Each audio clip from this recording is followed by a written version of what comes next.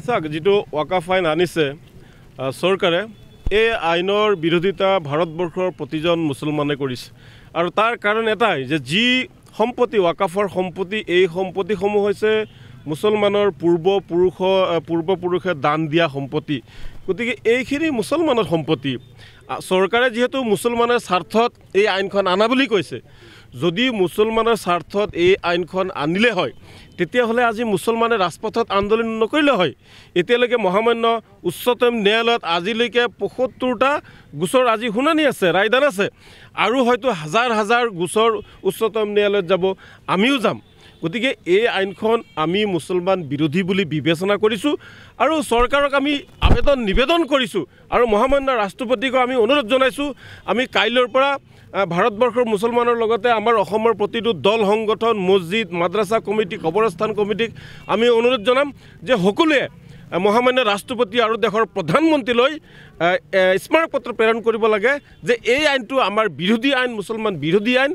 আৰু এই আইনটো আপোনালোকে বাতিল কৰিব লাগে চাওক ভাৰতবৰ্ষ এখন গণতান্ত্ৰিক গণৰাষ্ট্ৰ হয় ধৰ্মনিৰপেক্ষ ৰাষ্ট্ৰ হয় ধৰ্মনিৰপেক্ষ ৰাষ্ট্ৰত সকলোৰে আন্দোলন কৰাৰ অধিকাৰ আছে সকলোৰে নিজৰ ন্যায় আৰু স্বাৰ্থ বিচৰাৰ অধিকাৰ আছে কিন্তু দেখিবলৈ পোৱা গৈছে যে আমাৰ আন্দোলন প্ৰতিহত কৰিবলৈ চাওক আপোনালোকে হাজাৰ হাজাৰ আৰক্ষী বাহিনী আজি মুতায়ন কৰিব লগা হৈছে গতিকে আমি আমাৰ স্পষ্ট কথা কি আমি আন্দোলন কৰিম গণতান্ত্ৰিক আন্দোলন কৰিম কিন্তু আমি কাৰো সম্পত্তি ধ্বংস নকৰোঁ কাৰণ চৰকাৰী সম্পত্তি মানে আমাৰ সম্পত্তি ৰাজহুৱা সম্পত্তি আমাৰ সম্পত্তি আমি চৰকাৰৰ বা আমাৰ সা সম্পত্তিৰ ক্ষতি হোৱাকৈ আমি কোনো দিন আন্দোলন নকৰোঁ কিন্তু যেহেতু আমাৰ জাতিৰ বিৰোধী মুছলমান বিৰোধী আইন ইয়াৰ বিৰুদ্ধে কিন্তু গণতান্ত্ৰিকভাৱে আন্দোলন চলি থাকিব আমাৰ কণ্ঠ কোনেও ৰদ্ধ কৰিব নোৱাৰিলে মৰিলে মানেতো মৰিবই লাগিব শ্বহীদ হ'বই লাগিব গতিকে চৰকাৰৰ যিটো ইচ্ছা আছিল যে এই সম্পত্তিসমূহ এটা বনিয়া গোষ্ঠীক গতাই দিব মুকেশ আম্বানী নীতেশ আম্বানী এইসকলক গতাই দি তেওঁলোকে এটা ব্যৱসায় কৰিব মুছলমানৰ সম্পত্তি গতাই দি গতিকে এইবিলাক ব্যৱসায় কৰিবলৈ দিয়া নহ'ব আজি কাৰ্বি আংলঙতো হাজাৰ বিঘা মাটি ৰামদেৱক সমজাই দিয়াৰ কাৰণে প্ৰস্তুতি চলিছে আজি জনজাতি লোকসকলে আন্দোলন কৰিব লগা হৈছে আজি ভাৰতবৰ্ষৰ প্ৰতিজন মুছলমানে আন্দোলন কৰিব লগা হৈছে গতিকে এই আইন হৈছে মুছলমান বিৰোধী এই আইন যিমান দিন মানে বাতিল নহ'ব যেতিয়ালৈকে আমাৰ আন্দোলন চলি থাকিব চাওক যেটো ওয়াকাফ আইন আনিছে চৰকাৰে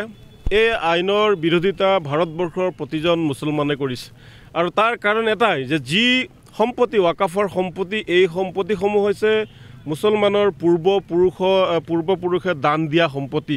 গতিকে এইখিনি মুছলমানৰ সম্পত্তি চৰকাৰে যেহেতু মুছলমানৰ স্বাৰ্থত এই আইনখন আনা বুলি কৈছে